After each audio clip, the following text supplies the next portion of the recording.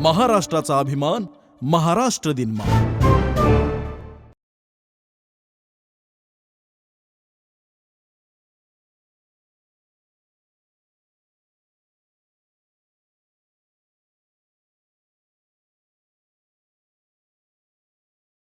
19 डिसेंबर हा दिवस हा जगामध्ये अनेक कारणासाठी गाजतोय.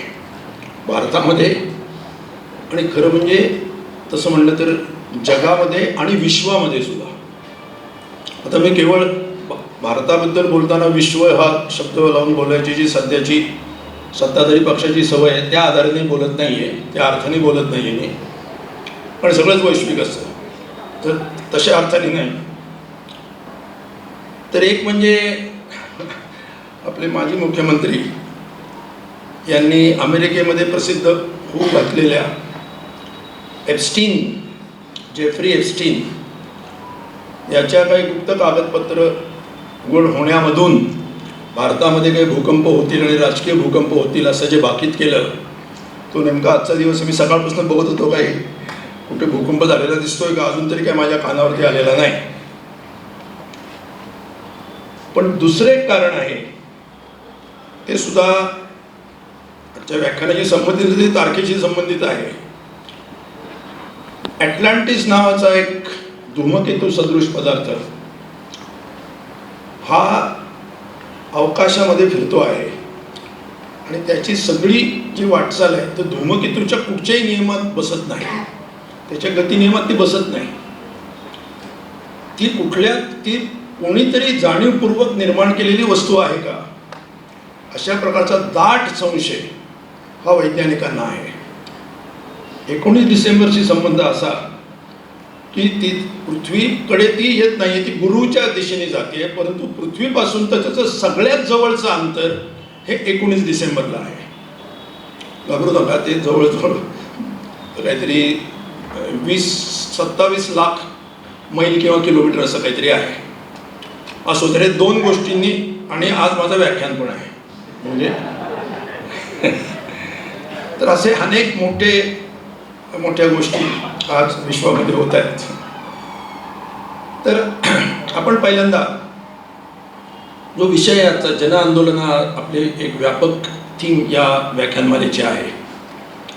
आपण जन आंदोलन विविध ठिकाणची सत्तांतर पार 1974 पासून कुमार केतकरांनी सुरुवात केली, जयप्रकाश नारायण यांच्यापासून, आणि आता आपण अमेरिकेतल्या जन आंदोलनांच्या पर्यंत आणि त्याची भविष्याची दिशा अमेरिकेची किंवा त्या आंदोलनांची काय असेल याचा सगळा मागोवा घेत चाललेलो आहोत.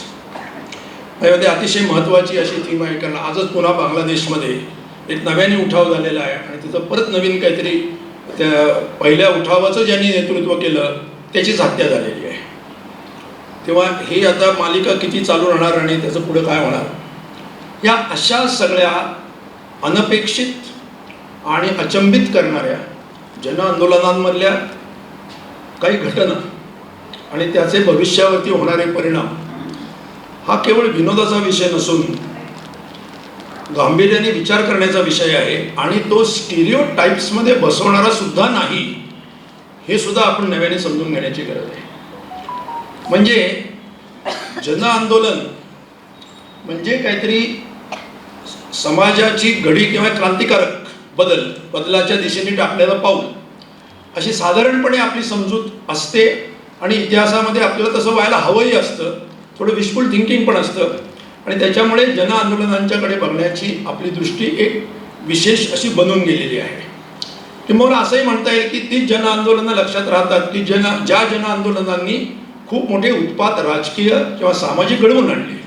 बाकीची जन आंदोलनं इतिहासात विरून जातात. त्याच्यामुळे आपण असं म्हणतो की जन आंदोलनांच्यामुळे सामाजिक उत्पात जे आपल्याला सकारात्मक वाटतात, जे समाजाला इतिहासाला काहीतरी पुढची दिशा देतात असे घडतात.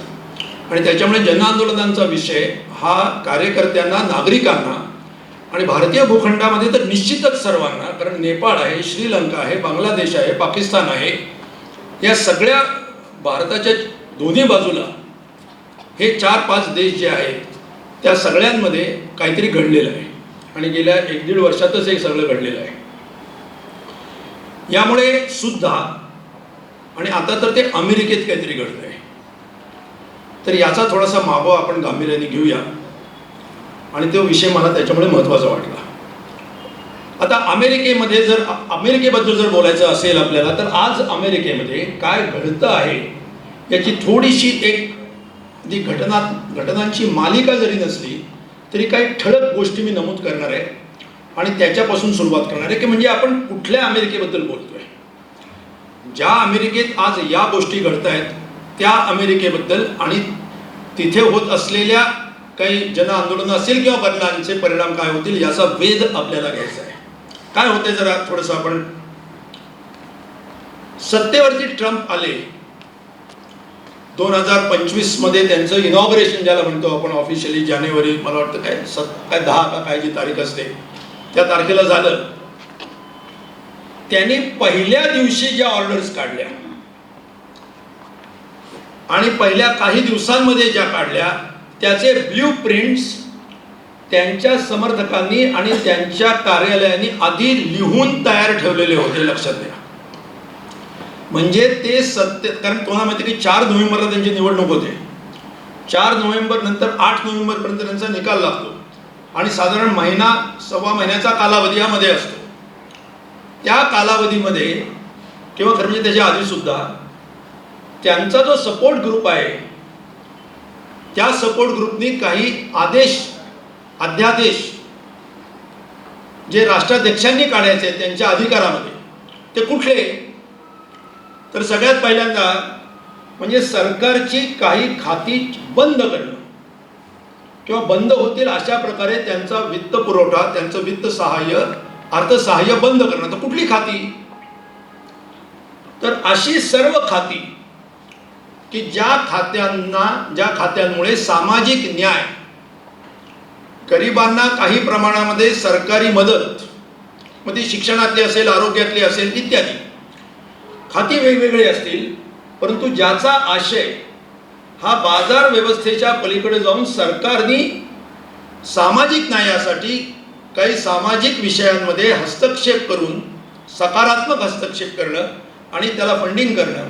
मग ते पर्यावरण आहे, सामाजिक समता असेल किंवा डायव्हर्सिटी म्हणजे सामाजिक वैविध्य ज्याच्यामुळे राखलं जाईल अशा प्रकारे नेमणुका व्हाव्यात, अशा प्रकारे विद्यापीठं चालावीत वगैरे वगैरे, अशा प्रकारचे जे सगळे कार्यक्रम असतील त्या कार्यक्रमांना सरकारी निधी मिळणार नाही.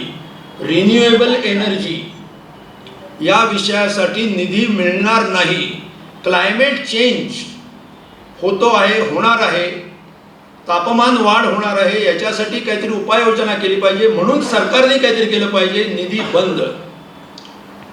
आणि यामुळे सरकारची म्हणजे अर्थात फेडरल गव्हर्नमेंट म्हणजे तिथलं संघराज्य म्हणजे केंद्र सरकार ज्याला आपण म्हणूया, त्या सरकारची खाती ही धडा बंद होतील किंवा नाही के बराबर ज्याला आपण म्हणतो या पातळीला येतील असे अनेक निर्णय. त्याचप्रमाणे जे स्थलांतरित आहेत त्यांच्याबद्दलचे इमिग्रेशन, त्या इमिग्रेशनची पॉलिसी तर बदलणार त्याने आधीच सांगितले होते जवळजवळ आपल्या इथं, आणि याचे समांतर भारतामध्ये काय ते आपण नंतर बघणारच आहोत. तर त्यांच्याविषयीचं अतिशय कडक धोरण, आणि नुसतं कडक धोरण नाही म्हणजे भविष्यात जे येतील त्यांच्याबरोबर ग्रीन कार्ड देणार नाही, त्यांना नागरिकत्व मिळणे वगैरे याच्याबद्दलचा फक्त प्रश्न नाही, तर त्यांची प्रत्यक्ष जागेवरती जाऊन कुठेही कोणाची तपासणी करणं म्हणजे धाडी टाकणं थोडक्यात. म्हणजे तुम्ही कुठं गांजा लपवलाय का, कुठं काही ड्रग्ज लपवले आहेत का, याची जशी शोध मोहीम असते तशी तुम्ही माणसं लपवली आहेत का, कुठेही माणसं कुठे लपून बसलेत का, त्यांना खेचून बाहेर काढायचं आणि त्यांना कागदपत्र त्या क्षणी दाखवता आली नाहीत की तात्काळ अटक करून बाहेर फेकून द्यायचं. तुम्हाला माहिती आहे की भारतामध्ये एक अख्खं विमान हे साखळ दंडाने बांधलेल्या अवस्थेमध्ये भारतीयांचं परत पाठवलेलं होतं, हे आपल्याला सगळ्यांना माहिती आहे. मी सगळ्यात तपशील सांगत नाही. मध्ये ट्रम्प यांनी एक विधान केलं की डेमोक्रॅटिक पार्टीचे जे संसद सदस्य आहेत त्यांना मृत्यूदंड दिला पाहिजे, त्यातल्या अनेकांना. म्हणजे का, तर त्यांनी तिथल्या सैन्याला असं आवाहन केलं की तुम्ही बेकायदेशीर आदेश पाळू नका, कारण त्या डेमोक्रॅटिक पार्टीच्या लोकांना आणि बऱ्याच पत्रकारांना हे माहिती होतं आणि त्याचे समर्थक आणि ट्रम्प स्वतः अनेकदा बोललेला आहे की थोडक्यात ही लोकशाही जी आहे अमेरिकेतली आणि घटना ही हायजॅक केली गेलेली आहे. त्यामुळे आता रिॲसेट करण्यासाठी पुन्हा मिलिटरीला किंवा शस्त्रसज्ज दलांना आता भूमिका बजावावी लागेल आणि सत्ता काबीज करावी लागेल या नाही त्या पद्धतीनं अशा ध्वनित करणारी त्यांनी अनेक विधानं केली होती. आणि त्याच्यातनं असा एक प्रश्न तयार झालेला होता, तर तिसरा मुद्दा की आता उदाहरणार्थ कॅलिफोर्निया स्टेट आहे. कॅलिफोर्निया स्टेट हे डेमोक्रॅटिक स्टेट म्हणजे अगदी डार्क ब्ल्यू ज्याला म्हणतात असं स्टेट आहे, ते कायम डेमोक्रॅटिकच राहिलेलं आहे.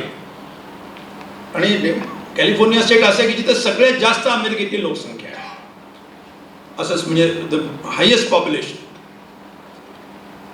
तर त्या डेमोक्रॅटिक स्टेटमध्ये उदाहरणार्थ लॉस एंजलिसमध्ये तिथं बेकायदेशीर स्थलांतरित आहेत त्यांचा शोध घेण्यासाठी त्यांनी नॅशनल गार्ड्स पाठवले आणि सगळीकडेच पाठवतोय म्हणजे. परंतु हे नॅशनल गार्ड्स पाठवल्यानंतर तिथलं जे स्टेट गव्हर्नमेंट आहे, तिथलं पोलीस खातं हे अर्थातच भारताप्रमाणे लॉ अँड ऑर्डर तिथल्या स्टेट गव्हर्नमेंटकडे आहे. आता भारतामध्ये राज्य सरकारांचे अधिकार बुटांनी चिरडून काढावे तसे चिरडून काढले जातात, हा वेगळा भाग आहे. तिथं ते शक्य होत नाही, कारण त्या घटनेचं स्वरूप थोडंसं तसं आहे, ते मी नंतर सांगतो. तर एक वेळ अशी आली, पहिल्यांदा तिथल्या गव्हर्नरने आवाहन केलं, तिथल्या मेयरने आवाहन केलं की excessive use of force against this immigrants हे बरोबर नाही. तर त्यांनी आरोप केला की तुमचे स्थानिक पोलीस या इमिग्रंट्सना संरक्षण देत आहेत, वेळ आली तर आम्हाला त्यांच्यावरती गोळ्या घालाव्या लागतील. यांनी काउंटर स्टेटमेंट केलं की आमच्या राज्यामध्ये अशा प्रकारचा हस्तक्षेप केला तर there will be a face of. There was a face of म्हणजे समोरासमोर पोलीस म्हणजे राज्याचे पोलीस आणि नॅशनल गार्ड्स हे समोरासमोर येतील आणि पूर्णपणे बेकायदेशीररित्या पाठवले गेलेले आहेत. म्हणजे एका अर्थाने केंद्र विरुद्ध राज्य यांचे सशस्त्र बल एकमेकांच्या विरोधात येतील इथपर्यंत हा विरोध जो आहे हा टोकाला गेलेला आहे. आणि या संदर्भामध्ये डेमोक्रॅटिक पार्टीच्या लिडर्सने असं आवाहन केलं की बेकायदेशीर आदेश पाळू नका. तर यांनी सांगितलं की it is an act of treason, हा देशद्रोहाचा गुन्हा आहे आणि याला शिक्षा ही देहदंडाची आहे आणि म्हणून यांना मृत्यूदंड दिला पाहिजे. त्याच्यानंतर आंतरराष्ट्रीय पातळीवरती खूप काही सांगता येईल, म्हणजे अमेरिकेने पूर्वीपासून हे सगळं केलेलं आहे. पण अलीकडची गोष्ट म्हणजे जे इस्रायलला पाहिजे ते त्याच शब्दाप्रमाणे जसंच्या तसं एक आठवड्याच्या अंतराने ट्रम्पनी बोलायचं आणि करायचं. हे गाझापट्टीमध्ये जशी 75,000पेक्षा जास्त माणसं ठार किंवा उपाशी मारली आणि त्याच्याबद्दल ऑलमोस्ट पाठिंब्याची भूमिका, किंवा इराणवरती बॉम्ब हल्ले केले, तिथं जाऊन हत्या केल्या, कतारमध्ये जाऊन त्यांना वाटणारे जे टेररिस्ट आहेत त्यांची हत्या केली, हे सर्व काही हे ट्रम्प यांच्या कालावधीमध्ये अगदी राजरोसपणे सुरू आहे. त्यांना प्रचंड मोठ्या प्रमाणात आर्म्स विक्री आणि गाझाच्या हत्यांमुळे अमेरिकेच्या डिफेन्स इक्विपमेंट इंडस्ट्री जी आहे त्यांची मिलिटरी इंडस्ट्रियल कॉम्प्लेक्स त्यांचे अब्जावधी रुपयांचे फायदे मिळणं हे सगळं एकाच वेळेला झालेलं आहे. त्याच्यानंतर अजून एक अतिशय महत्त्वाची गोष्ट मी सांगतो आता आज अमेरिकेत काय होतंय ते. याच्यासाठी थोडंसं मला इतिहास सांगावा लागेल. अमेरिकेचा बहुतेकांना माहिती असेल, आपण जाणते श्रोते आहात, पण तरीसुद्धा थोडी आठवण करून देतोय असं म्हणा, किंवा ज्यांना नसेल त्यांच्यासाठी सांगतोय. तुम्हाला माहिती आहे की अमेरिका हा स्वतंत्र एक देश म्हणून, स्वतंत्र राष्ट्र म्हणून 1776 ब्रिटनच्या नियंत्रणाखाली ज्या 13 कॉलनीज होत्या त्या ब्रिटनच्या विरोधामध्ये राजसत्तेच्या विरोधामध्ये उठाव करून ते स्वतंत्र झाले. युनायटेड स्टेट्स ऑफ अमेरिका स्थापन झाली. त्यावेळेला सुद्धा आणि त्याच्यानंतर गुलामगिरी प्रचंड मोठ्या प्रमाणात होती. गुलाम म्हणजे जी गुलामगिरी इतिहासात ग्रीक काळात सुद्धा नव्हती, त्याच्यापेक्षा क्रूर भयानक वंश परंपरेने चालणारी गुलामगिरी ही अमेरिकेमध्ये निर्माण केली गेली त्याच्या आधीच, आणि वंश परंपरेने ती चालत राहील अशा प्रकारची त्या गुलामगिरीच्या विरोधामध्ये 1861 तो घटनाक्रम सगळा सांगण्याचं आता कारण नाही, अब्राहम लिंकन यांच्या नेतृत्वाखाली ते राष्ट्राध्यक्ष झाल्यानंतर तो गुलामगिरीच्या विरोधातला निश्चित कायदा झाला. आणि दक्षिणेकडची जी राज्य आहे, लक्षात घ्या अमेरिकेबद्दल जेव्हा फक्त अमेरिका अमेरिका असं बोलून बरोबर नाही. आपण अमेरिका म्हणजे बेसिकली USA बद्दल बोलतोय. अमेरिका खंड आहे. आपण युनायटेड स्टेट्स ऑफ अमेरिकाबद्दल बोलतोय, which is part of north America, आणि त्याच्यावरती कॅनडा. तर या युनायटेड स्टेट्स ऑफ अमेरिकेची जी दक्षिणेकडची राज्य आहेत, त्या दक्षिणेकडच्या राज्यांना म्हणजे इकडं पूर्व किनाऱ्यावरती असतील किंवा पश्चिम किनाऱ्यावरती असतील किंवा पश्चिमेच्या बाजूला असतील, त्या टेक्सास असेल, कॅरोलिना असेल, इकडं जॉर्जिया असेल, व्हर्जिनिया असेल, या सगळ्या राज्यांमध्ये जे तंबाखू, कापूस हे खूप मोठ्या प्रमाणामध्ये पिकं घेतली जात होती त्यावेळेला आणि अजूनही घेतली जातात. त्या ठिकाणी गुलामांची प्रचंड मोठी संख्या होती आणि त्यांच्याशिवाय ती शेती शक्यच झाली नसती. त्या गुलामांना मिळालेल्या क्रूर वागणुकीमुळे माझ्या मते जगामधले क्रौर्याचे सगळे विक्रम पार केले गेले. इतक्या मोठ्या समूहाला इतक्या क्रूरपणाने ज्या पद्धतीने राबवलं गेलं, आणलं गेलं, पकडलं गेलं, तो इतिहास सोडून द्या. त्याच्या विरोधामध्ये, त्या गुलामगिरीच्या विरोधामध्ये जेव्हा कायदा झाला आणि गुलाम स्वतंत्र केले गेले, त्यावेळेला दक्षिणेकडची जी राज्य आहेत त्यांनी युनायटेड स्टेट्स ऑफ अमेरिकेच्या विरोधातच उठाव केला आणि सांगितलं की आम्हाला फुटून निघायचे, हे सगळं बेकायदेशीर आहे, घटनाविरोधी आहे वगैरे वगैरे. आणि कॉन्फेडरेशन युनायटेड, आम्ही एक नवीन म्हणजे नवीन देश तयार करतोय एका अर्थाने, त्याला कॉन्फेडरेट स्टेट्स असं म्हणतात. ही कॉन्फेडरेट स्टेट्स म्हणजे गुलामगिरीचं समर्थन उघडपणाने करून त्याच्यासाठी शस्त्र हातात घेतलेले आणि अब्राहम लिंकन आणि नॉर्थ अमेरिकन म्हणजे आज ज्याला आपण अमेरिकन सरकार म्हणतो त्यांच्याशी संघर्षामध्ये उतरलेली, की ज्या संघर्षामध्ये अमेरिकेमध्ये 7 लाख माणसं मारली गेली. लक्षात घ्या, इट्स नॉट अ जोक. त्याचा संदर्भ आता असा आहे, हे कॉन्फेडरेटचे जे पुढारी होते त्या पुढाऱ्यांचे पुतळे हे सरकारी किंवा अधिकृत कार्यालयांमध्ये असता कामा नयेत असं पूर्वीपासूनच ठरवलं गेलं आणि त्याप्रमाणे कधी काळी ते हटवले गेले. जेव्हा कधी असा प्रयत्न झाला तेव्हा डोनाल्ड ट्रम्प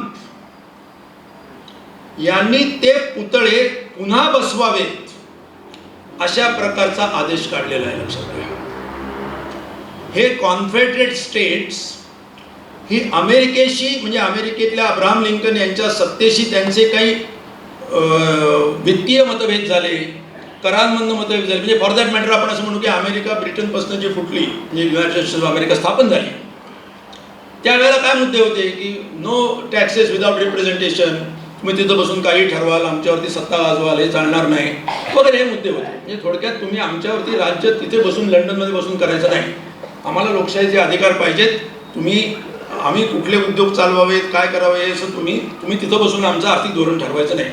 त्याला म्हणजे आपण म्हणूया की त्याला राजकीय म्हणण्यापेक्षा आर्थिक मुद्दे जास्त होते. कॉन्फेडरेट स्टेट्सच्या संदर्भामध्ये बोलायचं तर ते आर्थिक मुद्दे नव्हते. म्हणजे अंतिमतः आर्थिक मुद्देच होते, कारण शेतीसाठी गुलाम पाहिजे होते तुम्हाला. पण तिथं भयंकर मोठ्या मानवी समस्या होती गुलामगिरीची, आणि त्या गुलामगिरीच्या समर्थनार्थ उभे राहिलेली ती स्टेट्स होती. आणि त्यांचे पुतळे जेव्हा तुम्ही उभे करण्याची अमेरिकेमध्ये आज भूमिका घेता, the signal is very clear. Signal is very clear. आणि मला आठवण होते, उद्या जर कोणी मनुचे पुतळे इथे लावायची जर सुरुवात केली, फॉर दॅट मॅटर भारतामध्ये नथुराम गोडसे याची जयंती पुण्यतिथी साजरी करण्याचे प्रयत्न सुप्तपणाने तसे चालूच आहेत पहिल्यापासूनच.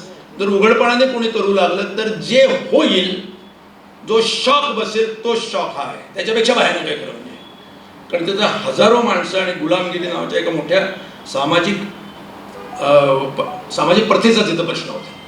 हे कॉन्फेडरेट स्टेट्सबद्दल.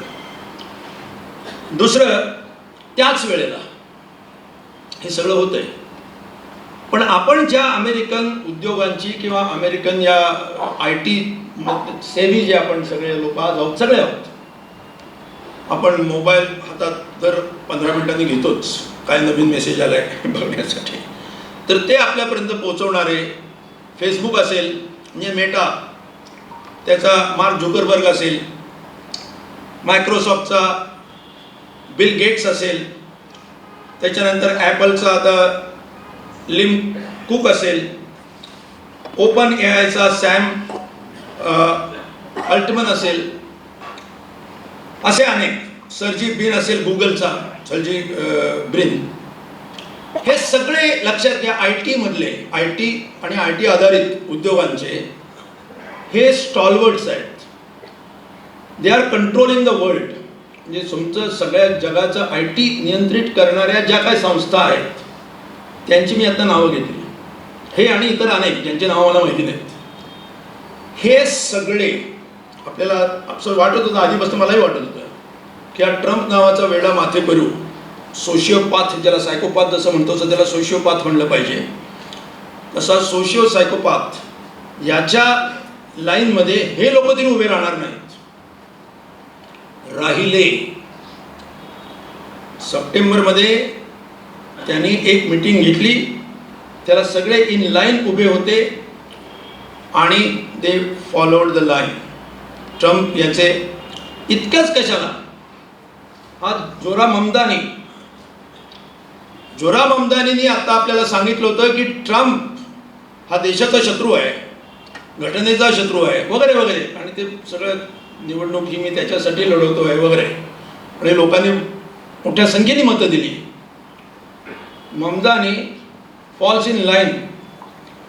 तुम्ही जर याच्या ट्रम्प बरोबरचा जर फोटो आणि संवाद आणि त्याचा जर तुम्ही व्हिडिओ पाहिलात तर हा ममदानी बोलतो आहे हे विश्वास ठेवणं अवघड आहे.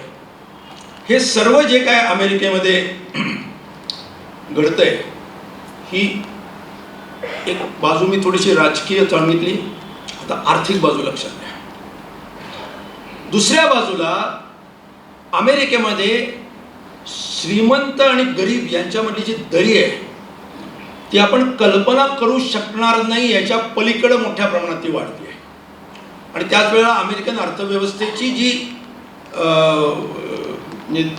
काय म्हणतो आपण सॉल्व्हन्सी, तर मराठी शब्दात मला आठवत नाही, म्हणजे नादारच्या अपोजिट, दिवाळखोरीच्या विरुद्ध अर्थाचा शब्द, त्याची सॉल्व्हन्सी ही खरोखर शंकित व्हावी अशा प्रकारची अमेरिकन अर्थव्यवस्थेची परिस्थिती आहे.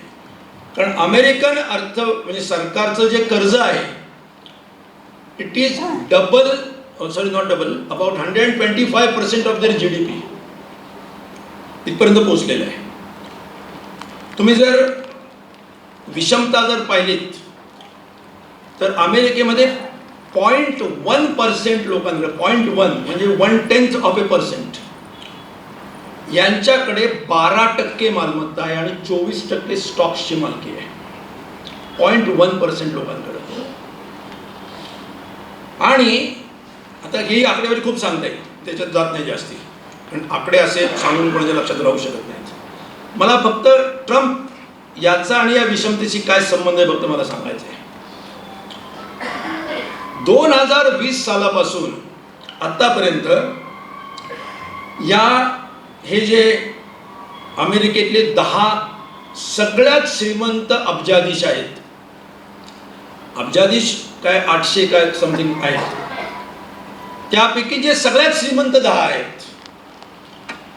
त्यांची संपत्ती 1920 पासून 526% वाढलेली आहे आतापर्यंत. हा ऑक्सफॅमचा सगळे आकडे आहेत. Just imagine what is that number.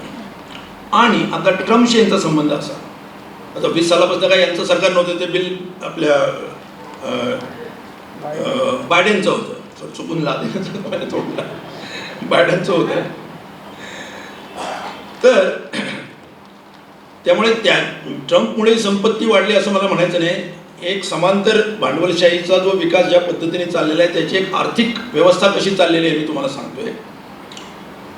पण सांगायचा मुद्दा असा की ट्रम्पच्या सरकारमध्ये जे 25 मंत्री आहेत, जे आपल्या भाषेत मंत्री आहेत, त्यांच्यापैकी 16 जण हे अमेरिकेतले सगळ्यात श्रीमंत 813 जे लोक सांगितलं मी आता, मग काहीतरी आता चुकीचं बोललो, 813 बिलियनर्स सगळ्यात वरचे जर काढले तर तर त्या 813 बिलियनर्समध्ये यांचा समावेश होतो. त्यातल्या 16 लोकांचा आउट ऑफ 25. म्हणजे अमेरिकेतल्या 0.0001% लोकांमध्ये ज्यांचा समावेश होतो, असे आउट ऑफ 25 मधले 16 मंत्री हे ट्रम्प सरकारमधले हे या कॅटेगरीतले येतात. लक्षात घ्या. आणि या सगळ्या पार्श्वभूमीवरती आपण असं म्हणू शकतो की आज अमेरिकेची राजकीय व्यवस्था ही अमेरिकेतल्या वर्गीय रचनेशी सुसंगत केली जाते आहे. I repeat my statement. म्हणजे अमेरिकेमधली वर्गीय रचना म्हणजे विषमता वगैरे वगैरे ही अनेक दिवस आहे की आज ट्रम्पने निर्माण केली असं माझं म्हणणं नाही आहे. पण इररिस्पेक्टिव्ह ऑफ दॅट एक लोकशाहीचा एक अगदी मुलामा म्हणणार नाही, मुलामा शब्द कदाचित चुकीचा आहे त्याच्यासाठी, पण लोकशाहीची एक चौकट राजकीय पातळीवरती, सामाजिक पातळीवरती, न्यायिक व्यवस्थेमध्ये याला समांतर थोडाफार याच्यामध्ये एक राहत ज्याला म्हणतो देण्याची शक्यता ज्याच्यातून निर्माण होते, अशा प्रकारची एक राजकीय न्यायिक व्यवस्था रचना ही अमेरिकन राजकीय पद्धतीमध्ये काही प्रमाणात नक्कीच होती आणि ती स्थापनेपासून आतापर्यंत बऱ्यापैकी विकसित होत गेली. आज अमेरिकेमध्ये जे घडतं आहे ते हे पुन्हा सांगतो की अमेरिकेतली राजकीय व्यवस्था आता अमेरिकेतल्या वर्ग व्यवस्थेशी सुसंगत केली जाते आहे. हे ट्रम्प यांचं आत्ताचं योगदान आहे. तेव्हा अत्यंत नग्नपणाने, अत्यंत उघडपणाने भांडवलशाहीतली विषमता झाकणं तर नाहीच, उघड करून ती मान्य करून निलाजरेपणाने त्याचं समर्थन करणं आणि त्याच्या पुढं जाऊन लोकशाही आणि स्वातंत्र्य एकत्र जाऊ शकत नाहीत. किंबहुना लोकशाही आणि स्वातंत्र्य म्हणजे भांडवली स्वातंत्र्य, एंटरप्राइजचं फ्रीडम, स्वातंत्र्य म्हणजे तुमच्या आमच्या फ्रीडमबद्दल नाही हा शब्द, हे एकत्र जाऊ शकत नाहीत. आणि म्हणून आता अमेरिकन राज्यकर्त्यांना एकाधिकार हा असला पाहिजे. आत्तापर्यंत फक्त नकाराधिकार होता राष्ट्रपतींना, आता तो एकाधिकार असला पाहिजे अशा प्रकारचं स्पष्ट काय म्हणूया आपण स्पष्ट कार्यक्रम हा अमेरिकेतल्या या सत्ताधारी वर्गाने हा पुकारलेला आहे. तेव्हा हे एक अमेरिकेचं अत्यंत हिंस्र असं रूप हे आपल्यासमोर येते. हे जेव्हा मी म्हणतो तेव्हा मला असं म्हणायचं नाही आहे, कृपा करून असा गैरसमज होऊ नये की अमेरिकेमध्ये आत्तापर्यंत चालू सगळंच खोटं होतं, म्हणजे त्याला काहीच अर्थ नव्हता. अशा प्रकारची एक पूर्णपणे अंध भूमिका मला अजिबातच घ्यायची नाही. जन आंदोलनांचा परिणाम जिथं आहे त्याचा संबंध आता जन आंदोलनांशी मी जोडणार आहे. अमेरिकेमध्ये घटनेचे अनेक प्रकार, कारण तुम्हाला माहिती आहे की अमेरिकन राज्यव्यवस्था अशी आहे की जिथे घटना एक आहे, जशी भारताला आहे लिखित घटना आहे. तर ब्रिटनला लिखित घटना नाही आहे, परंतु अमेरिकेमध्ये फक्त लिखित घटना आहे असं नाही. तर तिथल्या न्यायव्यवस्थेला तिथल्या घटनेशी सुसंगत राज्यकर्ते व्यवहार करत आहेत का नाहीत, म्हणजे तिथली संसदसुद्धा, कायदेमंडळसुद्धा व्यवहार करताना घटनेशी सुसंगत करतात का नाही हे तपासून बघण्याचा सततचा, ज्याला ज्युडिशियल रिव्ह्यू म्हणतात, त्याचा अधिकार आहे आणि तो सतत आणि अनेकदा सतत राबवला गेलेला आहे. त्याचे अनेक फायदे सुद्धा लोकांना झालेले आहेत, वाईट गोष्टी सुद्धा झालेल्या आहेत. आता वाईट गोष्ट जी त्यावेळेला झालेली होती की जी आज ट्रम्प, मग अशी मी साऊथबद्दल जे बोललो तेवढं फक्त एक उल्लेख राहिला तेवढा करतून पुढे जातो. आज इमिग्रंट्सबद्दल जे काय चाललेलं आहे हे बघून आठवण जी होते ती साधारण 1857 आणि साधारण त्या सुमाराला, म्हणजे 1857 किंवा 58 असेल, त्यावेळेला अमेरिकेमध्ये एक कायदा आणि एक मोठा एक न्यायालयीन निकाल फार गाजलेला होता. तो निकाल असा होता की त्यावेळेला गुलाम जे होते, गुलामगिरीला विरोध हा साधारणपणे पूर्वेकडची जी राज्य आहेत त्यांचा विरोध होता. आणि दक्षिणेकडची जी राज्य आहेत, पूर्व म्हणजे पूर्व उत्तर असं म्हणतो मी, त्या पूर्व उत्तरेकडच्या राज्यांचा जी इंडस्ट्रियल स्टेट्स होती त्यांचा गुलामगिरीला विरोध होता. आणि पश्चिमेकडे इकडं सॅन फ्रान्सिस्को वगैरे म्हणजे तो कॅलिफोर्निया, ही किनारपट्टीची जी राज्य आहेत तिथं गुलामगिरीला मान्यता नव्हती. परंतु दक्षिण आणि मध्य मिड जी बरीचशी ॲग्रिकल्चर स्टेट्स होती त्यांचा गुलामगिरीला पाठिंबा होता. तर काय व्हायचं की गुलाम इथनं जर पळून जायचे आणि ते गुलामगिरी जिथं नाही, ज्या राज्यांमध्ये गुलामगिरी नाही, कायद्याने ज्यांनी त्या राज्यांमध्ये बंदी घातलेली आपल्या राज्यामध्ये, तिथं पळून जायचे आणि तिथं स्थायिक व्हायचे. त्याच्यामुळे गुलामगिरी चालू ठेवणं हे दक्षिणेकडच्या राज्यांना निदान थोड्या प्रमाणात तरी अवघड होत होतं. म्हणजे त्यावेळेला तो कायदा व्हायचा होता, लिंकन सत्तेवरती यायचा आहे, त्या आधीच्या काळातला बोलतो मी. विरोध वाढतोय, चळवळी आहेत, त्यात गोरेपण आहेत या चळवळींमध्ये. समाजवादी, कम्युनिस्ट, लोकशाहीवादी, अनेक गोरे काळे तर निश्चितपणे जेवढे त्यांना स्वातंत्र्य शक्य आहे रस्त्यावरती येणं तेवढं करतायत. त्यावेळेला 2 गुलामांना पकडलं गेलं. म्हणजे अनेक गुलाम असे पकडले जायचे, परंतु त्या राज्यांमध्ये काहीच करता यायचं नाही, कारण त्यांच्यामध्ये गुलामगिरी विरोधी कायदा आहे. मग त्या राज्यांमध्ये म्हणजे या राज्यातले लोक त्या राज्यामध्ये जाणार, गुलाम मालक शोधणार त्यांना, पण पकडलं समजा तर घेऊन कसं जाणार? तसे जबरदस्तीने घेऊन जायचे ते सोडून द्या, परंतु तुम्ही जर अधिकृतपणे त्यांचा ताबा घेऊन किंवा ताबा घ्यायला कोणी विरोध केला तर ते शक्य होणार नाही, कारण तिथं कायदा आडवा येणार. मग अशाच एका प्रकरणामध्ये एक केस अमेरिकेच्या सर्वोच्च न्यायालयापर्यंत गेली. त्यावेळेला तिथल्या न्यायालयाने निकाल दिला की स्लेव्स आर नॉट ह्युमन्स. गुलाम हे माणसं नाहीत, they are property. He property आहे असं म्हणून त्यांचा ताबा, एखाद्या प्रॉपर्टीचा ताबा जसा दिला जातो मालकाकडे, तसा ताबा त्या गुलाम मालकांकडे दिला पाहिजे. आणि तो न देणं म्हणजे मी एका राज्यात चोरी करून तो माल दुसऱ्या राज्यात घेऊन गेलो आणि तो मी लपवला कुठं आणि तो दिला जाणार नाही, अशी भूमिका जर तिथल्या कायदा सुव्यवस्थेच्या यंत्रणेने जर घेतली तर ते बरोबर होईल का? नाही होणार. कारण चोरी हा गुन्हा आहे, सर्वत्र गुन्हा आहे. म्हणजे it is the basic principle of constitution, private property. आणि दुसरा नैसर्गिक न्यायाच्या पण विरोधामध्ये, मी तुझ्या घरातनं प्रॉपर्टी घेऊन येईन, लॉ अँड ऑर्डर दुसऱ्या राज्यात दुसरी आहे म्हणून तुझं लपून ठेवीन, असं चालणार नाही. मग तेच आहे इथं, गुलाम हा प्रॉपर्टी आहे. आणि फ्युजिटिव्ह स्लेव्ज ॲक्ट त्याला म्हणतात, तो कायदा करून मग आता हे गुलाम परत पाठवले जायला लागले. इमिग्रंट्सच्या बाबतीमध्ये आज दक्षिणेकडची राज्य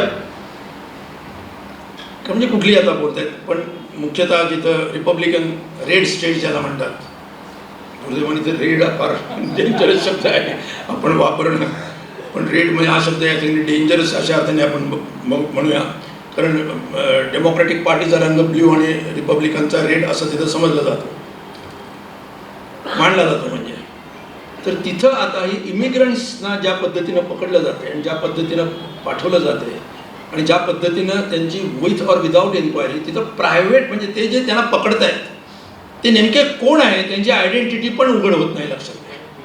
म्हणजे ते अक्षरशः अशी शक्यता व्यक्त केली जाते की ते प्रायव्हेट गार्ड्स आहेत, म्हणजे जसे SS वगैरे होते जर्मनीमध्ये किंवा आपल्या इथं उद्या स्वयंसेवक येतील असे, तर त्या पद्धतीची ही सगळी यंत्रणा असावी असं म्हणलं जातं.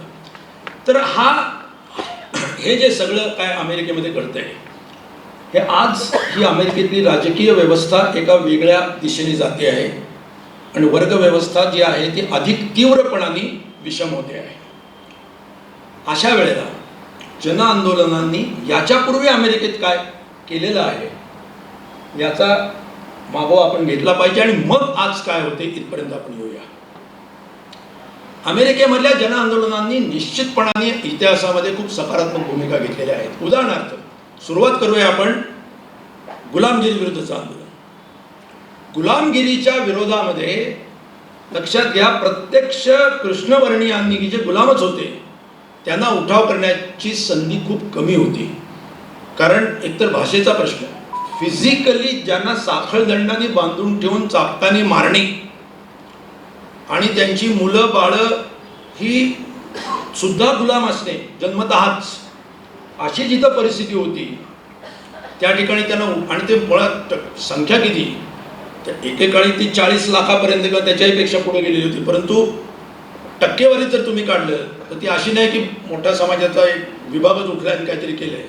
शस्त्र नाहीत, आणि अमेरिकेमध्ये प्रत्येक माणसाकडे शस्त्र ठेवणं हा त्यांचा अधिकार आजही आहे. म्हणजे मशीन गन ठेवणं हा सुद्धा आहे, तो वेगळा विषय, त्यानंतर बोलू आपण. त्यामुळे तिथं उठाव गुलामांचा होणे अवघड होतं, पण ते उठाव शक्य झाले कारण त्यांना अनेक जॉन ब्राऊन सारखे लोक होते की ज्यांनी स्वतःचा जीव धोक्यात घालून, स्वतः मरून, जे गोरे होते त्यांनी सोसायटी चालवल्या, संस्था चालवल्या, अंडरग्राऊंड रस्ते तयार केले, म्हणजे फिजिकली सुद्धा आणि गुप्त अशा अर्थाने सुद्धा, आणि खूप मोठ्या प्रमाणात त्यांना मदत केली. हे गुलामगिरीच्या काळात झालेलं आहे. त्याच्यानंतर गुलामगिरी गेली, परंतु त्यांना अधिकार द्यायचा जेव्हा प्रश्न आला तेव्हा परत हात आखडला गेला. तेव्हा त्यांना या ज्याला आपण प्रगतिशील म्हणतो त्या विचाराच्या लोकांनी मदत केली आहे. ती त्याच्यासाठी मोठमोठी आंदोलनं झालेली आहेत. आणि सगळ्यात मोठं जे आपल्या डाव्या कार्यकर्त्यांना, कामगार चळवळीतल्या कार्यकर्त्यांना अतिशय प्रिय असतं म्हणजे 1 मे. आपण 1 मे साजरा करतो, त्याची सुरुवात कुठनं झाली आपल्या सगळ्यांना माहिती आहे. 1886 साली 8 तासाचा दिवस व्हावा यासाठी जेव्हा शिकागोमध्ये जो एक कामगारांनी मार्च काढला, त्याच्यावरती हल्ला झाला, गोळीबार झाला, त्याच्यामध्ये माणसं, कामगार मृत्युमुखी पडली आणि रक्तात भिजलेला त्यांचा जो पांढरा झेंडा होता तो जेव्हा लाल झाला, तिथून हा लाल झेंडा आलेला आहे कामगार चळवळीचा आणि कम्युनिस्ट पार्टीचा. ती जनचळवळ होती त्या, आणि त्याच्यामधून 8 तासाचा दिवस मग जागतिक कामगार दिन. म्हणजे ती चळवळ मग फक्त अमेरिकेतली नाही, तर युरोपमध्ये होतीच, परंतु त्याला एवढं जागतिक स्वरूप जे प्राप्त झालं ते शिकागोतल्या एक निमित्त ठरलं. म्हणजे अमेरिकेमधून सुद्धा चाललेल्या आणि एका अर्थाने निमित्त मात्र झालेल्या कामगार चळवळीच्या ठिणगीमुळे जगामध्ये 8 तासाचा दिवस सुरुवातीला जरी नाही झाला तरी कामाचे तास कमी करणं, काहीतरी त्यांना सुविधा, सुट्ट्या, श्वास घ्यायला जागा मिळणं, ही सगळ्या गोष्टी ज्या आहेत त्याच्यामध्ये अमेरिकन चळवळीचं सुद्धा खूप मोठं कॉन्ट्रीब्युशन होतं. त्यांनीच केलं असं अजिबातच म्हणणार नाही, परंतु हे त्या काळात झालेलं आहे. त्याच्यानंतर जर तुम्ही आलात तर आज आपल्याला माहिती आहे की आपण प्रोग्रेसिव्ह इन्कम टॅक्स, आपण सहज म्हणजे आपण गृहीत धरलेलं असं ना की इन्कम टॅक्स हा पहिल्या अमुक एका उत्पन्नावरती अजिबात नसेल, नंतरच्या अमुक एका टप्प्यावरती 5% असेल, अमुक एका टप्प्यावरती 10% असेल, त्याच्या पुढं मुक्त 15 असेल. हे पहिल्यांदा कुठे आलं, कसं आलं, तर याच्यामध्ये खूप मोठं योगदान अमेरिकेतल्या लोकशाहीमध्ये जे परिवर्तन होत होतं आणि त्याच्यासाठी हे जे प्रेशर खालून निर्माण होणारं प्रेशर आहे कामगारांच्या आणि जनतेच्या आंदोलनाचं, त्याच्यातून 1900 आणि हा साधारण 1920चा काळ, परंतु नंतर 1929 आणि 33मध्ये या काळामध्ये जेव्हा प्रचंड मंदी आली, तुम्ही चार्ली चॅप्लिनचे जर सिनेमे पाहिले असतील तर चार्ली चॅप्लिनच्या सिनेमामध्ये जे तुम्हाला वातावरण दिसतं ते वातावरण सगळं आर्थिक मंदीचं आणि विपन्नावस्थेचं आणि कामगारांच्या कंगालीकरणाचं सगळं वातावरण दिसतं. त्यामध्ये ज्या चळवळी झाल्या, जे उठाव झाले आणि अशी शक्यता निर्माण झालेली होती, लक्षात घ्या की 20व्या शतकामध्ये भांडवलशाही ही अतिशय धोक्यात आलेली होती. का? 17 साली रशियामध्ये क्रांती झाली, समाजवादी सरकार स्थापन झालं. 14 साली महायुद्ध झालं, 14 ते 18 मध्ये. कशासाठी झालं महायुद्ध? आणि 1929 ते 30 मध्ये महामंदी आली. तेव्हा यांच्या लक्षात आलं की मार्क्सने सांगितलेली जी काय भाकीतं होती ती खूपशी खरी ठरत आहेत की भांडवलशाही will die its own death. कारण ते अशा प्रकारचं एक रोगग्रस्त झाड आहे की त्याची फळं ते स्वतः घेऊच शकत नाही, ती खाली पडून ते स्वतः रोगग्रस्त होणार आणि पडणार. त्यावेळेला रूझवेल्ट, फ्रँकलिन रूझवेल्ट जे अध्यक्ष होते, त्यांनी या चळवळीचा एक परिणाम म्हणून जे न्यू डील आणलं, त्यांना प्रचंड पाठिंबा मिळाला आणि त्याच्यापासून जे वेलफेअर स्टेट आपण म्हणतो ते केन्सचा सगळा सिद्धांत आणि या खालून होणाऱ्या चळवळी ज्या समाजवादी वळणाच्या, आणि हे जर केलं नाही तर उद्या इथं समाजवादी सरकार येईल, कम्युनिस्ट क्रांती होईल. त्याच्यामुळे शहाणपणाचा मार्ग आहे, वेलफेअर स्टेट आपण राबवलं पाहिजे की याच्यामुळे भांडवलशाही पण टिकेल. हे पहिल्यांदा वेलफेअर स्टेट न्यू डील जो आहे हा अमेरिकेमध्ये होता. हे अमेरिकेतल्या जनचळवळींचं एक फल आहे म्हणा किंवा यश आहे म्हणा.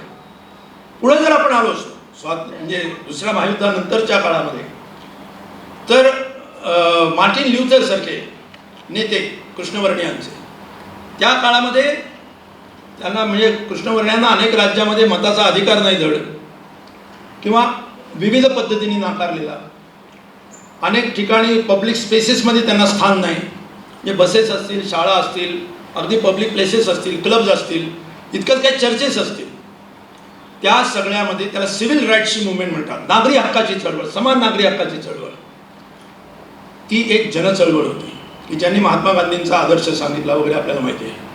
पुढे व्हिएटनाममध्ये जेव्हा अमेरिकन सैनिक मृत्युमुखी पडायला लागले, त्या ते फक्त अमेरिकन सैनिकांबद्दल नाही बोलले, ते युद्धखोरीबद्दल बोलले.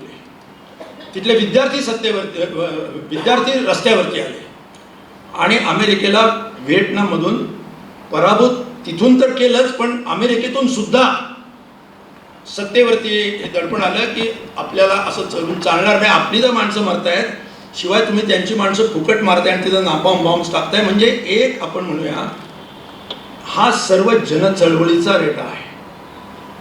आणि म्हणून आता आपण स्पेसिफिक अमेरिकेतलं बोलतोय म्हणून अमेरिकेबद्दल मी सांगतो. याचा अर्थ असा नाही की या जनचळवळी फक्त अमेरिकेत झाल्या, असं काही याच्यातनं गैरसमज होऊ नये. परंतु अमेरिकेमध्ये स्वतःच्या सरकारविरुद्ध, त्यांच्या आंतरराष्ट्रीय कुटील कारस्थानांच्या विरोधामध्ये, युद्धखोरीच्या विरोधामध्ये अमेरिकेतली जनता, अमेरिकेतला कामगार वर्ग हा वेळोवेळी उभा राहिलेला आहे. आपल्या हक्कासाठी उभा राहिला आहे, तसा तिसऱ्या देशातल्या स्वातंत्र्यासाठी सुद्धा उभा राहिलेला आहे ज्या प्रमाणात त्यांना. आणि त्याचं दडपण तिथल्या सत्ताधाऱ्यांवरती कमी जास्त प्रमाणामध्ये राहिलेलं आहे. त्याच्यामुळे त्यांना एका मर्यादेपेक्षा ही ट्रम्पगिरी करता आलेली नाही, ही गुंडगिरी त्यांना करता आलेली नाही. कारण का, खाली जे जनमत होतं आणि त्यांची जी एक नैतिकता होती, त्यांची जी मूल्य होती, त्याचा प्रभाव या राजकीय पक्षांवरती पडत होता. आणि तिथं जी टू पार्टी सिस्टीम आहे ती का आहे याच्याबद्दल वेळ मिळाला तर मी थोडंसं बोलीन, पण तो मुख्य विषय नाही आपला. तेव्हा अमेरिकेतल्या जनचळवळींमधून अजून किती वेळ आहे मला? 15 मिनिटं आहे ना? मला सांग म्हणजे त्याचं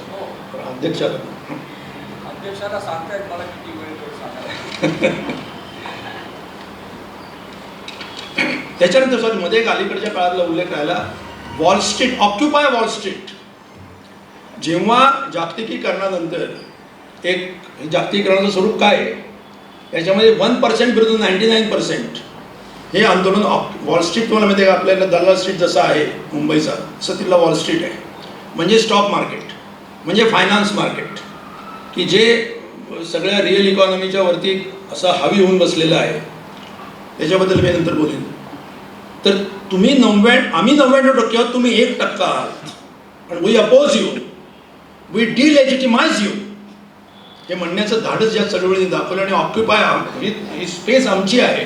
आणि त्या ऑक्युपाय वॉल स्ट्रीट या चळवळी अजून याच नावाने US मध्ये आहेत. म्हणजे मी स्वतः जर गेलेलो होतो म्हणून सांगतो, तिथं ऑक्युपाय ओकलंड असं, म्हणजे त्या लोकल स्पेसेस असं म्हणजे ऑक्युपाय हा शब्द की आम्ही सर्वत्र भरून राहणार आहोत, कारण आम्हीच हा देश घडवतो, आम्ही श्रम करतो, आम्ही संपत्तीची निर्मिती करतो आणि तुम्ही कोण ते काढून घेणार आहे.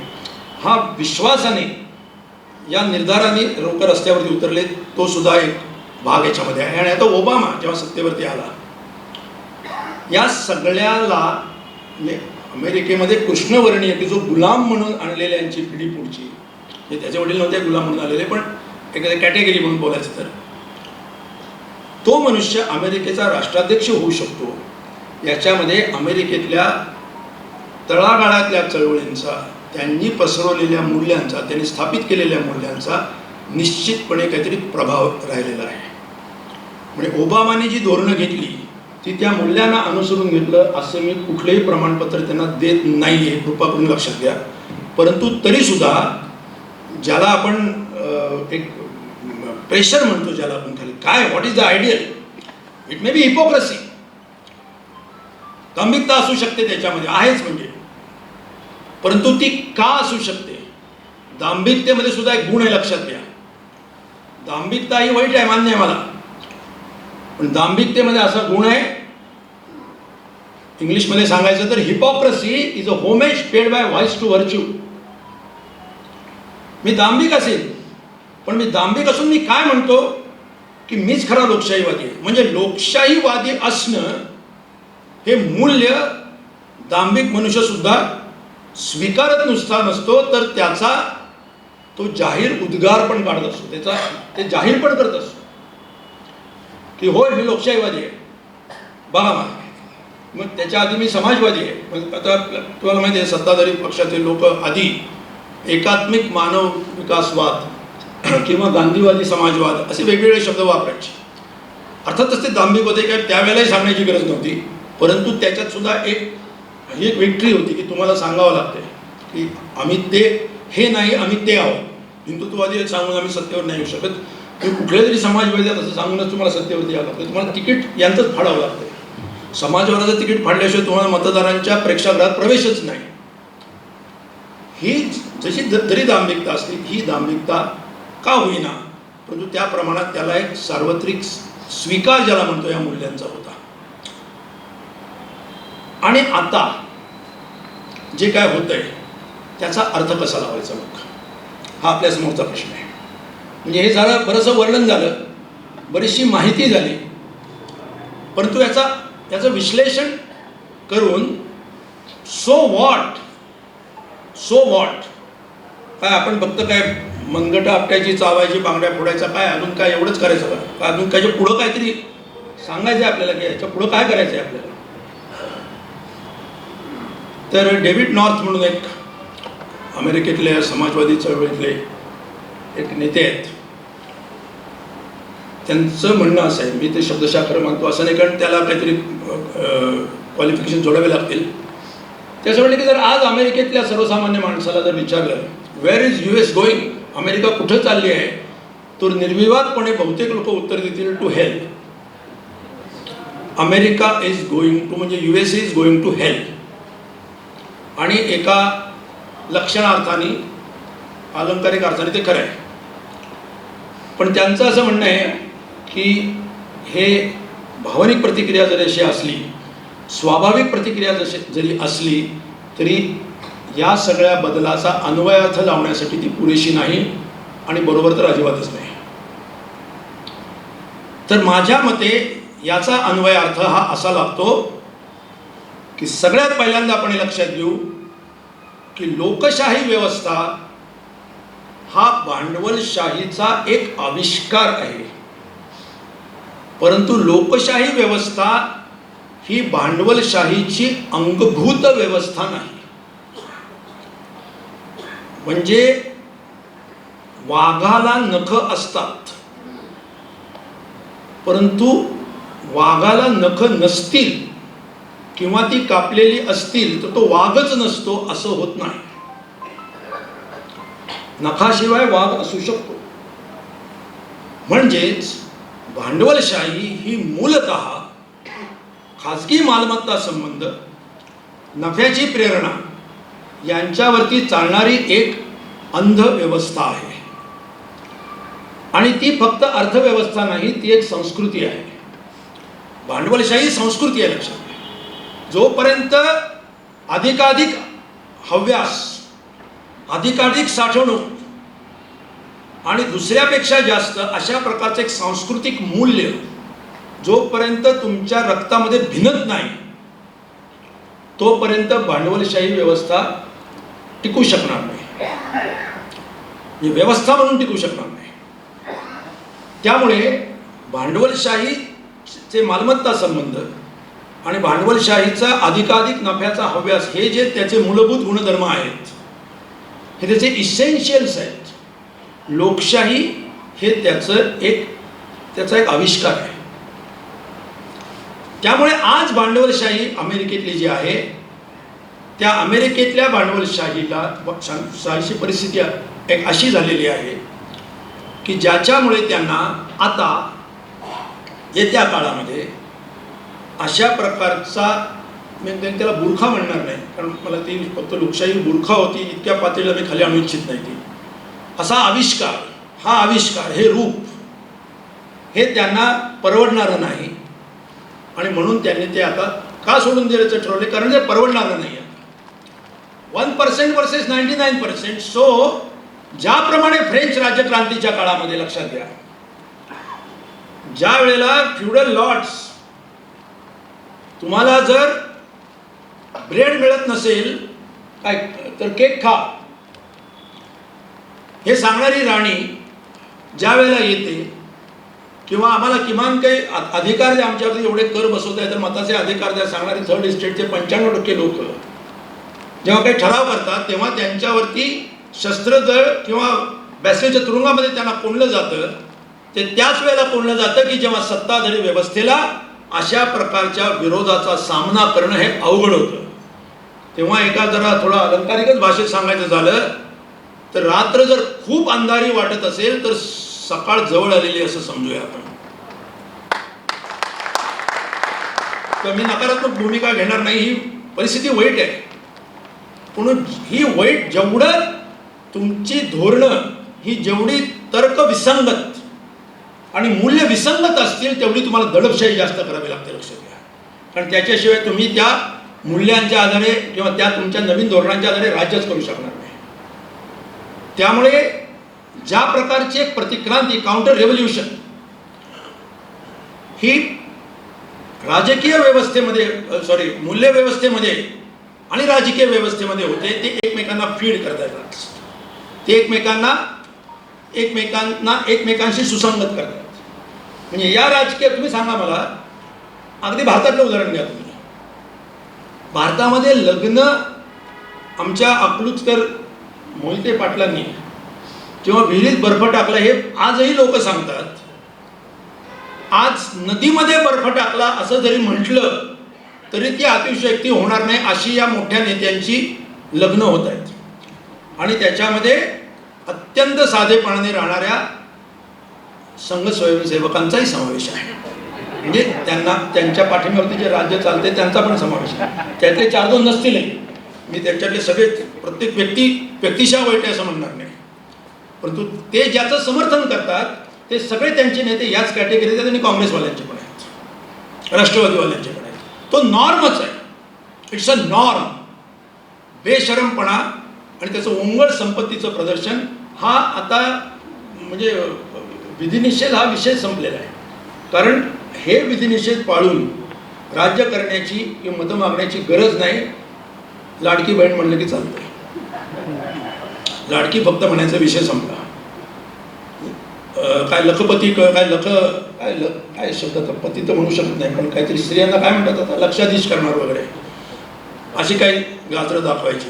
सांगायचं असं की आता तुम्हाला समतेच्या, समाजवादाच्या, लोककल्याणाच्या गोष्टी करून जर तुम्ही राज्य करण्याचा प्रयत्न केला तर तुमची व्यवस्था धोक्यात येईल. हे जेव्हा आता तिथं स्पष्ट झालेलं आहे, इतकी विषमता ही इम्पॉसिबल आहे स्वीकारणं, त्यावेळेला आता उघडं नाबडं स्वरूप झालेलं आहे. आणि या दुसरं भांडवलशाहीचं स्वरूप आता जे बदललेलं आहे, आजची भांडवलशाही ही इंडस्ट्रियल कॅपिटलिझम नाही आहे, लक्षात घ्या. ही फायनान्स कॅपिटलिझम, ही वित्तीय भांडवलशाही आहे. वित्तीय भांडवलशाही याचा अर्थ असा, आणि भारतामध्ये सुद्धा कसं आहे मी सांगतो तुम्हाला, वित्तीय भांडवलशाही याचा अर्थ असा की नफ्याचा मुख्य स्रोत हा औद्योगिक उत्पादन, वस्तूंचं उत्पादन किंवा सेवांचं उत्पादन, प्रत्यक्ष ज्या सेवा तुम्हाला मिळतात त्याचं उत्पादन आणि त्याच्या विक्रीमधून मिळणारा नफा. अर्थात श्रम कामगार करणार, त्याला तुम्ही काय वेतन देणार आणि त्याच्यातून जे मूल्य निर्माण होईल त्याचा एक सिग्निफिकंट लक्षणीय वाटा मालक घेणार, हे इंडस्ट्रियल कॅपिटलिझमचं आत्तापर्यंतचं रूप आहे. आज 1 रुपया जर कुठं इंडस्ट्रियल कॅपिटलमध्ये गुंतवला गेला तर 4 रुपयाच्या फायनान्शियल ॲसेट्स तयार होतात, लक्षात ठेवा. फायनान्शियल ॲसेट्स म्हणजे कर्ज, शेअर कॅपिटल, कर्जावरती कर्ज, रिफायनान्स या पद्धतीनं. आज जर तुम्ही आरोग्य आहे, आज आरोग्य कुठल्या व्यवस्थेच्या हातात आहे? अजून भारतात पूर्ण नाही आहे, त्या जायचं स्वप्न आहे 2047 पर्यंत, की इन्शुरन्स नावाच्या एका वित्त व्यवस्थेमध्ये ते आहे. शिक्षण प्रायव्हेट आहे, म्हणजे सरकारी आहे, पण त्याला आपण उपनाम कोंडवाडे असे देऊया, कारण कोंडवाडे करायचं ठरलेलंच आहे की सरकारी शिक्षण हे बोगसच असलं पाहिजे बाय डेफिनेशन. ते होईपर्यंत त्याला आम्ही भिंतीत चिणू, ऑफिशियल पॉलिसी आहे. त्यामुळे आता राहणार कुठलं खाजगी शिक्षण, मग तिथं फी असणार 1.5-2 लाख रुपये, मग ते परवडणार नाही, मग त्याच्यासाठी बँका कर्ज देणार. म्हणजे शिक्षण हे आता घेताना तुम्ही एक फायनान्शियल लायबिलिटी त्या व्यक्ती कुटुंबावरती याच्यावरती येणार, अपरिहार्यपणे येणार. आज तुम्हाला हक्क म्हणून वेतनामधला काही जास्त वाटा मिळण्याच्या ऐवजी तुम्हाला कर्ज जास्त मिळण्याची व्यवस्था करणं हे इथल्या आर्थिक सामाजिक व्यवस्थेचं एक भांडवलशाहीचं मुख्य लक्षण झालेलं आहे.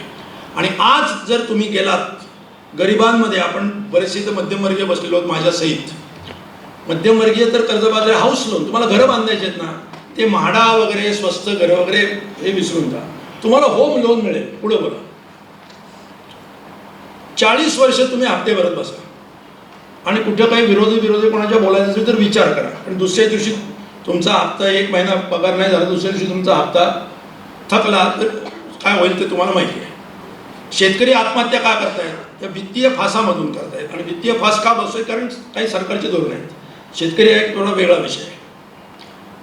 आज जर तुम्ही पाहिलात, गरीब झोपडपट्टीमध्ये जा तुम्ही, आज तिथं मायक्रो फायनान्स कंपन्यांचं जाळं, म्हणजे कोळ्याची जाळी असतात ना, तशी ती जाळी आहेत.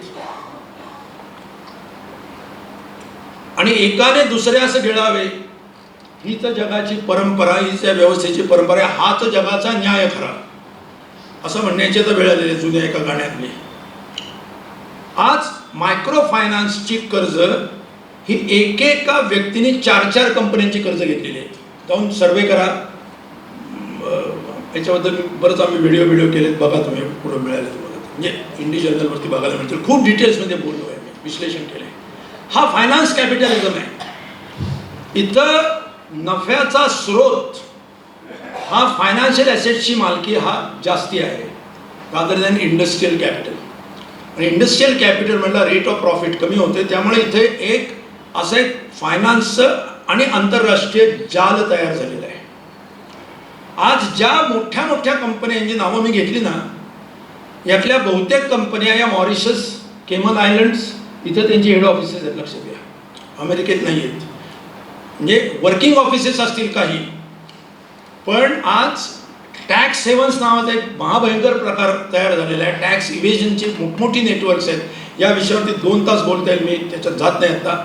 मला एवढंच सांगायचं आहे, एक आंतरराष्ट्रीय वित्तीय संबंधांचं आपण कल्पना करू शकणार नाही एवढ्या रेडिओ वेव्ह जशा आपल्या आजूबाजूला जात असतात ना, तेवढं एक वित्तीय एक जाळं आहे.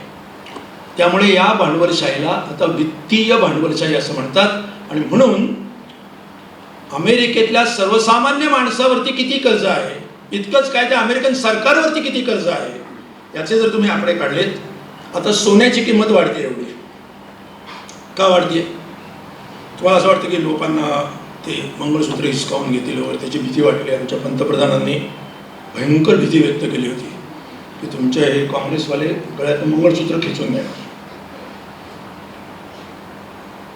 तर त्याच्यासाठी त्या सोनं बिनं घेतलं जातं. सोनं हे स्पेक्युलेशनसाठी घेतलं जातं, किंमत वाढेल म्हणून. सोन्यातली गुंतवणूक ही बेसिकली फायनान्शियल गुंतवणूक आहे. आणि सरकारने सोन्याची आयात थांबवण्यासाठी गोल्ड बॉन्ड्स काढले होते, म्हणजे फायनान्शियल ॲसेट काढले होते, which was tradable in the market.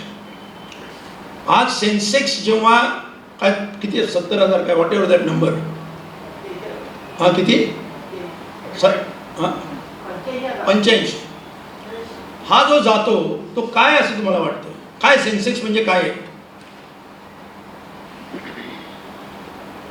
1979 साली शेअर्सच्या किमतीचा एक निर्देशांक काढला, तो 100 समजला, तर तो आज 87,000 आहे. लक्षात घ्या. म्हणजे या निवडक शेअर्स आहेत 30 Scripps traded on Bombay stock market, हे हा जो फायनान्स कॅपिटलिझम आहे शेअर्सच्या अदानी काय आहे, what is he playing with, is playing with the finances basically, controlling finances. पण तो बोलण्याचा वेगळा विषय आहे. सांगायचा मुद्दा असा की ही अर्थव्यवस्था आज वित्तीय अर्थव्यवस्था झालेली आणि वित्त संस्थांचे मालक आणि त्यांची इंटरकनेक्शन्स आणि त्यांचा सर्व अर्थव्यवस्थेवरचं नियंत्रण हा नफ्याचा मुख्य स्रोत आहे. त्याच्यामुळे एक वेगळ्याच प्रकारची जागतिक व्यवस्था तयार होते आहे. आणि अमेरिकेमधली मॅन्युफॅक्चरिंग, दुसरा मुद्दा, अमेरिकेमध्ये जे मॅन्युफॅक्चरिंग आहे ते बाहेर गेलेलं आहे. अमेरिकेमध्ये मॅन्युफॅक्चरिंग होत नाही. बी अमेरिकन बाय अमेरिकन हा बॅच सुद्धा चीनमध्येच बनलेला असतो, लक्षात घ्या. अमेरिकेचा झेंडा जिथं लावलेला आहे त्या झेंड्याचं आणि त्या झेंड्याच्या दांडीचं प्रोडक्शन हे अमेरिकेत झालेलं असतं असं तुम्ही सांगू शकत नाही. इथपर्यंत झालेलं आहे कारण ते अत्यंत लेबर इंटेन्सिव्ह आणि तेवढं. मग आता ट्रम्प आता मग पाठिंबा कोण देतात त्यांना, निवडून कसा, तर ट्रम्प यांना 50%पेक्षा मतं कधीच जास्त नव्हतं. मागच्या वेळेला तर त्यांना माझ्या मते हिलरी क्लिंटनपेक्षा ॲक्च्युली पॉप्युलर व्होट्स कमी होती. यावेळेला कमला हॅरिसपेक्षा त्यांना 0.5% मतं जास्ती आहेत. तिला 48.3 होती, त्यांना 49 पॉईंट काहीतरी आहेत, समजा मे बी 1% जास्त असतील. पण पाठिंबा कोण देते त्यांना, कुठल्या मुवमेंट्स आहेत. अमेरिकेत जन आंदोलन आहेत का नाही, सूक्ष्म स्वरूपात आहेत, दोन्ही बाजूने आहेत. एक जी आहेत ज्या बाबतीमध्ये लोकांनी ट्रम्पला मतं दिलेली आहेत ती का दिलेली आहेत हे सुद्धा विचारात घेतलं पाहिजे ना. ट्रम्प किती वाईट नालायक असेल, त्याचे बिलियनर साथीदार नालायक असेल, पण लोक का त्यांना मतं देतात याचं पण उत्तर आपल्याला द्यावं लागेल. त्याची 2 कारणं आहेत, लक्षात घ्या. एक कारण असं आहे की अमेरिकेमधला जो जुना कामगार वर्ग आहे त्याच्या नोकऱ्या मोठ्या प्रमाणामध्ये धोक्यात आलेल्या आहेत किंवा गेलेल्या आहेत. त्याच्यामुळे का गेलेले आहेत, कारण मॅन्युफॅक्चरिंग हे बाहेर करणं हे परवडते, नंबर 1. परंतु दुसऱ्या बाजूला त्यांची पर्चेसिंग पॉवर वाढावी किंवा त्याला पर्यायी रोजगार मिळावा याच्यासाठी ज्या प्रकारची अंतर्गत धोरणं घ्यायला हवीत, distribution of the wealth, wage रेट्सच्या निमित्ताने असतील किंवा या कर्जाच्या विळख्यामध्ये सापडलं न जाणं असेल, अशा अनेक गोष्टी असतील. तर हाऊसिंग क्रायसिस तुम्हाला माहिती आहे, 2008चा क्रायसिस झाला. काय झाला क्रायसिस, तो मोठा विषय आहे. हा स्पेक्युलेटिव्ह क्रायसिस आहे बेसिकली. हा स्पेक्युलेटिव्ह कॅपिटलिझमने आवडलेला फास होता. तर याच्यामधून बाहेर काढणारी धोरणं नाहीत, उलट त्याला अनुकूल अशी धोरणं आहेत. त्याच्यामुळे हा इंडस्ट्रीयल वर्कर जो आहे तो हताश आहे आणि त्याला असं वाटतंय की आपण प्रोटेक्शनिझम म्हणजे अमेरिकेत वस्तू तयार व्हायला हव्यात, बी अमेरिकन बाय अमेरिकन, या घोषणेचं त्याला आकर्षण वाटतं. या घोषणेचा ट्रम्प यांच्या राजकारणाशी काहीच संबंध नाही आहे. कारण आपल्या इथे चीनवरती बहिष्कार टाका असं सांगणारे जे शूरवीर आहेत त्यांच्या काळामध्ये चीनबरोबरचा आपला व्यापार सर्वोच्च पातळीला गेलेला आहे, पर्सेंटेजमध्ये आणि व्हॉल्यूममधून. तर त्याचा काहीच संबंध नाही, त्यांच्या घोषणेचा आणि व्यवहाराशी काहीही संबंध नाही. पण टू मूव्ह द मासेस ज्याला आपण म्हणतो त्याच्यासाठी एक अपील त्या विभागाला होते. आता याच्यासाठी दोषी कोण, मग आमच्या नोकऱ्या का गेल्या, कारण इथून बाहेरून लोक येत आहेत, इमिग्रंट्स स्थलांतरित जे आहेत ते म्हणजे आता समांतर किती बघा, बांगलादेशी आपल्या इथं. म्हणजे बांगलादेशींना कोणाला ओपन दारं ठेवावीत असं मी म्हणत नाही, जे काय योग्य असेल ती भूमिका नक्कीच घ्यावी. भारतातल्या लोकांना नोकऱ्या देणं हे पहिलं काम आहे. स्थलांतरितांना नोकऱ्या देणं हे भारतीय सरकारचं काम आहे प्राधान्याने, असं तर कोणीच म्हणणार नाही, मी म्हणणार नाही. परंतु अमेरिकेमधला प्रश्न वेगळा आहे, लक्षात घ्या.